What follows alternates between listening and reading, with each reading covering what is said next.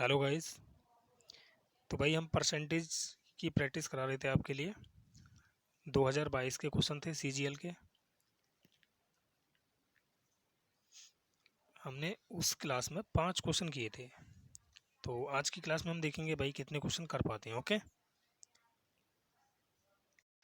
तो देखिए क्वेश्चन है कि एक ज़िले में इतनी जनसंख्या है, ठीक है, निवास कर रही है वो। यदि जनसंख्या 2.5% प्रति वर्ष की दर से बढ़ती है तो 3 वर्ष के अंत में निवासियों की संख्या ज्ञात कीजिए। अब इस 2.5% का मतलब क्या है? 2.5% का मतलब हो गया, परसेंट हटाएंगे तो 100 आएगा नीचे, पॉइंट हटाएंगे तो एक और जीरो। 25 सेकंड 25, 25 चौक 100, यानी 40 पर एक की वृद्धि हो रही है। तो इसका मतलब हो गया कि 41/40 हो रही है वो। यही तो मतलब हुआ भाई इसका। इसका मतलब जो भी हमारा आंसर होगा ना वो 41 का मल्टीपल होगा। ठीक है, तो या तो आप ऐसे कर सकते हो भाई कि 41 से भाग देके देख लो चारों ऑप्शन में से, या फिर आपको देखो 10,24,000 का 41/40 गुणा 41/40 और फिर से गुणा 41/40, इस तरह से निकालना पड़ेगा। ठीक है।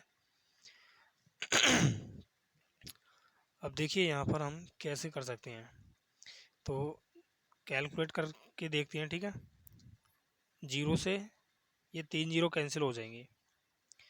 अब देखिए 4 चौक 16 चौक 64, ठीक है, 64 एकन 64 हो गया। कितना बचा? 36 और 2 38, यानी 324 बचा। अब 64 से ये कितनी बार कट सकता है? तो 64 से कटेगा ये, एक काम करते हैं वरना काट लेते हैं। ठीक है, 16 से काट लेते हैं पहले, आसान हो जाएगा।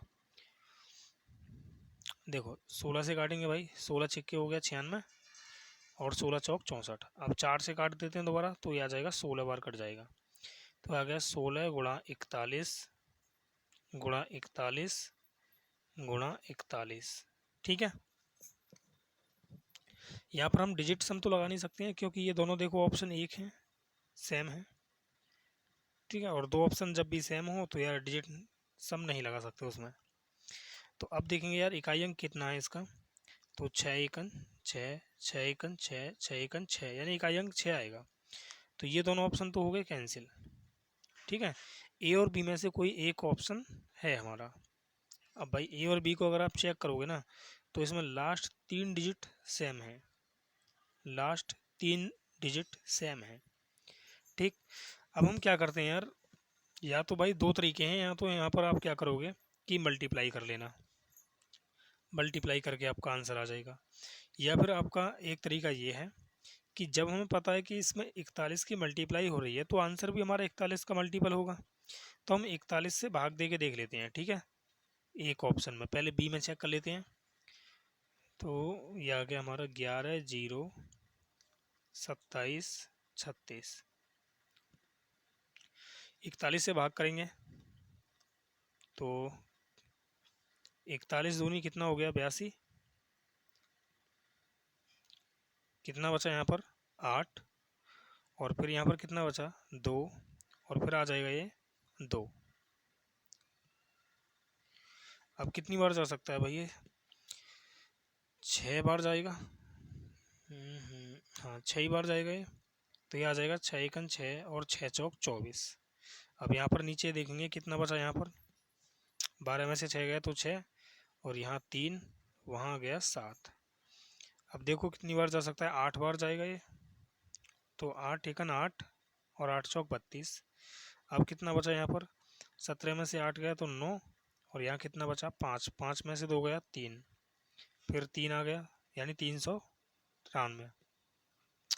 अब कितनी बार जा सकता है ये? फिर से भाई 8 ही बार चला जाएगा। अच्छा 9 बार जा सकता है क्या? 9 चौक 36, 9 बार चला जाएगा अब की बार। 9 बार गया तो 9 एकन 9 और 9 चौक 36। तो कितना बचा, 13 में से 9 गया तो 4, और यहाँ पर कितना बचा 2, और ये आ गया 6। अब देखो 6 बार चला जाएगा, 6 एकन 6 और 6 चौक 24, यानी पूरा पूरा डिवाइड हो रहा है ऑप्शन नंबर बी। तो हमारा करेक्ट आंसर क्या होगा, ऑप्शन बी इसका करेक्ट है। ओके, इस तरह से आप इसको कर सकते हो आसानी से। इसका एक और तरीका है, देखो जैसे हमें 41 से भाग नहीं करना है, हमें डायरेक्ट देखना है कि कैसे कर सकते हैं।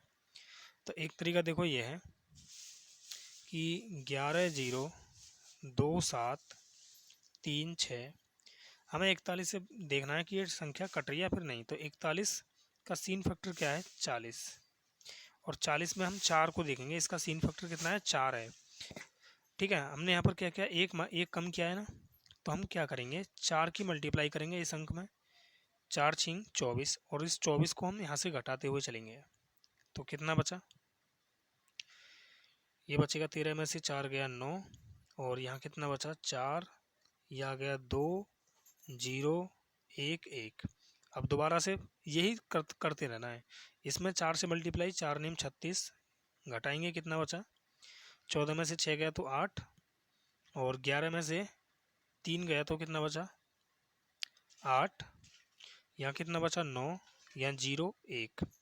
फिर से हम भाई इसमें 4 गुना करेंगे, 8 चौक 32, और 32 को घटाएंगे इसमें से, तो कितना बच रहा है यहाँ पर, ये बचा 6, 6, 0, 1।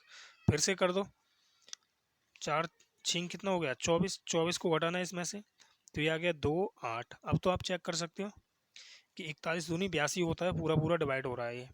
ठीक है, या फिर क्या करोगे, दोबारा से इसका 4 गुना कर दो, 4 दूनी 8, और घटाया 0, तो 0 आ रहा है, इसका मतलब ये पूरा पूरा 41 से डिवाइड हो रहा है। एक तरीका ये है इसका। ठीक है, इसे हम नंबर सिस्टम जब आएगा तब देखेंगे।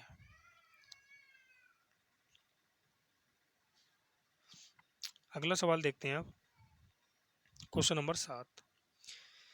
क्वेश्चन है कि चावल की कीमत में 20% की कमी एक व्यक्ति को 450 रुपये में 50 किलोग्राम अधिक चावल प्राप्त करने में सक्षम बनाती है। 20% की कमी का मतलब है कि 100 था तो 80 हो गया प्राइस, यानी कि 5 था तो ये 4 हो गया। अगर ये प्राइस है तो ध्यान रखेंगे कंजक्शन कितना होगा भाई, क्वांटिटी कितनी होगी, 4:5, यानी 5 रुपये में पहले वो 4 किलोग्राम खरीद रहा था, अब वो 4 रुपये में 5 किलोग्राम खरीद रहा है। तो अब एक बात बताओ, अब ये कितना अधिक खरीद रहा है चावल, 1 किलोग्राम पहले से, लेकिन क्वेश्चन ने बोला है कि 50 किलोग्राम ज़्यादा खरीद रहा है वो, यानी एक यूनिट की वैल्यू 50 है, तो इसने बोला है चावल का मूल्य प्रति किलोग्राम ज्ञात कीजिए, find the original price of rice पर केजी। ओके, यानी कि ओरिजिनल प्राइस निकालना है। तो ओरिजिनल प्राइस तो यहाँ से हमें क्वांटिटी निकालनी पड़ेगी पहले कि स्टार्टिंग में ये कितना खरीद रहा था। तो 4 की वैल्यू कितनी आ जाएगी, 4 पंजे 20, यानी 200, यानी 200 किलोग्राम चावल खरीद रहा था ये, कितने रुपये में, 450 में।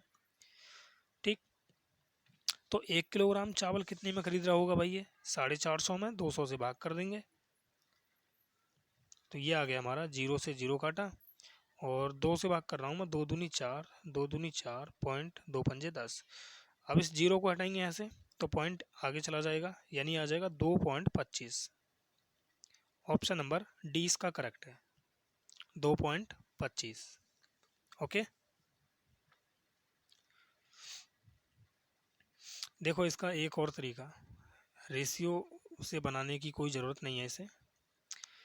देखो भाई, अगर 20% की कमी हो रही है तब वो 50 किलोग्राम ज़्यादा खरीद रहा है, ठीक है ना, तो 100% पर कितना खरीद रहा होगा वो, 250 किलोग्राम खरीद रहा होगा। ये 50 किलोग्राम ज़्यादा है, ध्यान रखना, और ये वर्तमान में जो खरीद रहा है ना, अभी ये वो आ गया।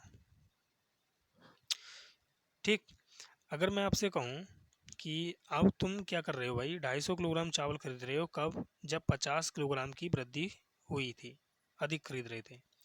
अगर ये 50 किलोग्राम अधिक ना खरीदोगे आप, तो इसका मतलब पहले कितना खरीद रहे थे, 200 किलोग्राम, कितने रुपये में, 450 में। तो 1 किलोग्राम कितने में खरीदना होगा, फिर 200 से भाग कर दो, इसमें कितना आ जाएगा, 2.25। ठीक है, देखो नेक्स्ट सवाल। क्वेश्चन है कि दो उम्मीदवारों के बीच में एक चुनाव में 12% मतदाताओं ने वोट नहीं डाले, यानी 100% वोट थे, और इसमें से 12% वोट अगर नहीं पड़े तो इसका मतलब 88% वोट पड़े होंगे। ओके। अब इसने बोला विजेता ने कुल मतों का 68% प्राप्त कर लिया है। अगर विजेता ने 68% मत प्राप्त किया है, विनर ने, तो लूजर ने कितना किया होगा भाई? घटा देंगे तो ये आ जाएगा 20% क्या होगा। अब क्वेश्चन ने कहा है कि 68% प्राप्त करके अपने प्रतियोगी को 2880 मतों से हराया। तो इसने अगर 68% मत प्राप्त किए हैं और इसने 20% मत प्राप्त किए हैं, तो विनर ने लूजर को कितने परसेंट से हरा दिया है? यहाँ पर 48% से हराया है। और इसकी ही वैल्यू क्या दे रखी है? 2880। अब इसने बोला है कि भाई मतदाताओं की कुल संख्या कितनी है, यानी 100% निकालना है हमें। तो अगर हम काटें इससे 16 से काट के देखें भाई, या फिर 12 से काट देते हैं, 12 चौक 48 हो गया, और 12 से काटेंगे 12 दूनी 24, 12 चौक 48, फिर 4 एकन 4 हो गया, और 4 छिंग 24, यानी 1 यूनिट की वैल्यू 60 आ गई। तो 100% की वैल्यू कितनी आ जाएगी? 6000। यानी कुल मतदाताओं की संख्या कितनी है? 6000। ऑप्शन नंबर डी इसका करेक्ट है। सभी क्वेश्चन CGL 2022 के हैं, ठीक है, और ये SSC वॉरियर वाले हैं, ठीक। तो उस बुक से आप देख सकते हैं। देखिए अगला क्वेश्चन, क्वेश्चन नंबर 9 है, राम के पास जितना धन था उसका 12.5% खो गया। 12.5% का मतलब होता है 1/8, ठीक है ना। यानी 8 रुपये था, तो अब वो 7 रुपये बचा। इसने बोला शेष धन का 75% खर्च करने के बाद उसके पास 630 रुपये शेष बचे। अब ये बताओ, अगर उसने 75% खर्च कर दिया तो बचा कितना लिया होगा? 25%। 25% का मतलब होता है 1/4, यानी 4 रुपये था तो उसने 1 रुपये बचा लिया। तो पहले इनकम कितनी थी भाई? 32 रुपये, और अब उसके पास कितने बचे? 7 रुपये। यानी कि अब जो 7 रुपये बचे ना, उसकी वैल्यू दे रखी है 630। तो 1 यूनिट की वैल्यू कितनी आ जाएगी? 90। इसने बोला शुरुआत में कितना धन था, तो शुरुआत में तो 32 रुपये थे ना, तो भाई इसका भी 90 गुना कर देंगे। तो 0, 9 दूनी 18, 9 तिया 27, और 1 2880। ऑप्शन नंबर 20 का करेक्ट होगा। ओके। क्वेश्चन नंबर 10 को देखेंगे भाई। अब संख्या P 150 से 15% अधिक है। यदि K P से 15% कम है तो K किसके बराबर है? देखिए यहाँ पर क्या दे रखा है, कोई नंबर होगा यहाँ पर, ठीक है, और P है, फिर क्या है? K। क्वेश्चन ने कहा है कि संख्या P 150 से 15% अधिक है, यानी ये 15% अधिक है। K P से 15% कम है, ये 15% कम है, ठीक है। तो इसका मतलब यहाँ पर तो सक्सेसिव दिख रहा है आपके लिए भाई। अगर मैं सक्सेसिव लगा दूँ तो 15, देखो 15 माइनस 15 प्लस 15 गुणा माइनस 15 बटे 100, इससे ये कैंसिल हो जाएगा, 15 15 225, और ये आ जाएगा 2.25% की कमी हो जाएगी, ठीक है। अब 2.25% की कमी का मतलब है कि 100 में से कितना होगा भाई? के जो होगा, ये के निकला है, ध्यान रखना, ठीक है। माइनस करना है 2.25% को, तो यहाँ से आ जाएगा कितना? 97.75%। यानी के जो है ना, वो 150 का 97.75% है। तो अगर मैं 150 का 97.75% निकालता हूँ तो ये के की वैल्यू आ जाएगी। तो निकाल देंगे भाई, 2 जीरो और आ जाएंगे नीचे। अब देखिए 50 थी 150, और 50 दूनी हो गया 100, 2 से भाग करते हैं इसमें, तो ये आ जाएगा 2 चौक 8, 2 अट्ठे 16, 2 अट्ठे 16, 2 सत्ते 14, पॉइंट 2 पंजे 10। अब 3 की मल्टीप्लाई कर दें तो देखिए 3 पंजे 15 हो गया, 3 सत्ते 21 और 1 22 हो गया, 3 अट्ठे 24 और 2 26 हो गया। ठीक है, 2 बचा फिर 3 अट्ठे 24 और 2 26 आ जाएगा, और 3 चौक 12 और 2 14 आ जाएगा। अब देखिए 2 जीरो यहाँ पर है और 1 पॉइंट ये है, यानी 3 अंक बाद दशमलव लगेगा, तो आ जाएगा 146.625%। 146.625%। ऑप्शन नंबर डी इसका करेक्ट होगा। ठीक है, ऐसे आप ऐसे भी कर सकते हो यार कि 150 का पहले 15% अधिक, यानी 115/100, इस तरह से 115/100 का मतलब होगा 23/20, फिर ये 15% कम यानी 17/20। तो आप इसे इस तरह से भी कर सकते हो। ठीक है, इससे भी वही आंसर आएगा जो मैंने इससे निकाला है। देखिए क्वेश्चन नंबर 11। क्वेश्चन ने कहा है नमक का मूल्य 20% कम हो जाता है तो खर्च को समान रखने के लिए खपत में कितने प्रतिशत की वृद्धि की जानी चाहिए। तो ध्यान रखना भाई, एक्सपेंडिचर जो बराबर होता है ये इनकम इनटू कंजक्शन होता है, ये चीज़ आपको याद रखनी है, ये कॉन्सेप्ट है इसका। ठीक है, यानी कि अगर हमारी इनकम क्या है, ए रेशियो बी है, तो एक्सपेंडिचर हो जाएगा बी ए। यदि हमारा कंजक्शन क्या है, ए अनुपात बी है, तो खर्चा कितना हो जाएगा, बी अनुपात ए। ये आपको ध्यान रखना है। ठीक है, ये इसका भाई क्या होता है, व्युत्क्रम अनुपात होता है। तो अब देखिए यहाँ पर क्वेश्चन ने कहा है कि मूल्य में यानी इनकम कितना हो रहा है,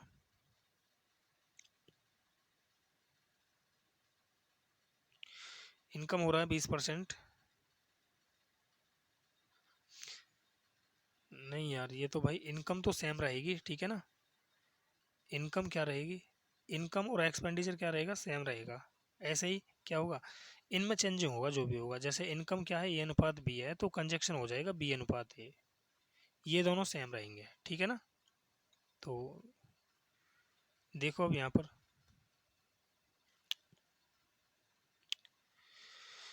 अगर इनकम क्या है भाई 20% कम हो रही है, यानी 5 से 4 हो रही है, तो कंजक्शन होता है खपत, ठीक है ना। तो कंजक्शन कितना हो जाएगा भाई, ये हो जाएगा 4:5। तो कितने की वृद्धि हुई कंजक्शन में, 1 यूनिट की। कहाँ से, 4 से। और 1/4 को परसेंटेज में बदलेंगे तो 100 से मल्टीप्लाई करेंगे, 4 से कट जाएगा ये 25 बार, यानी 25% हो गया ये। ठीक, 25% मतलब ऑप्शन सी इसका करेक्ट होगा। देखिए अब अगला सवाल। क्वेश्चन ने कहा है कि सेब की कीमत में 20% की वृद्धि की जाती है और फिर 20% की कमी की जाती है, तो शुद्ध प्रतिशत कमी कितनी है। तो भाई जब भी ध्यान रखना क्या हो, एक बार तो वृद्धि हो और एक बार कमी हो। जैसे R% की मान लेते हैं, एक बार क्या है वृद्धि और एक बार है कमी। तो इन पर जब भी हम सक्सेसिव लगाएंगे तो ध्यान रखेंगे R² / 100, और ऐसे सवाल में हमेशा क्या होती है, कमी होती है। यानी आ जाएगा 20 का वर्ग बटे 100, यानी 400/100, मतलब 4% की कमी आ जाएगी यहाँ पर। ऑप्शन नंबर ए, ठीक है। अब देखिए क्वेश्चन नंबर 13 है। क्वेश्चन ने कहा है कि 0.5 20 का कितना प्रतिशत है। तो ध्यान रखेंगे कि भाई जिसके पीछे का शब्द होता है ना, उसे हम नीचे रखते हैं। यानी 0.5 20 का, यानी 20 नीचे आएगा, परसेंट के लिए 100, तो 20×5 = 100, ये आ जाएगा 5×25, यानी 2.5% हो जाएगा ये। ऑप्शन सी इसका करेक्ट है। ओके,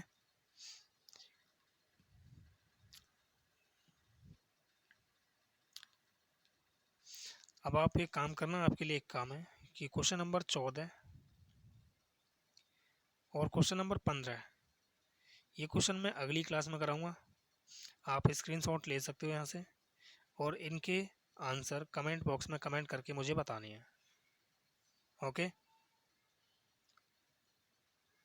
ये क्वेश्चन 15 है। इनके आंसर क्या करना है आपको, कमेंट बॉक्स में कमेंट करके बताना है मुझे।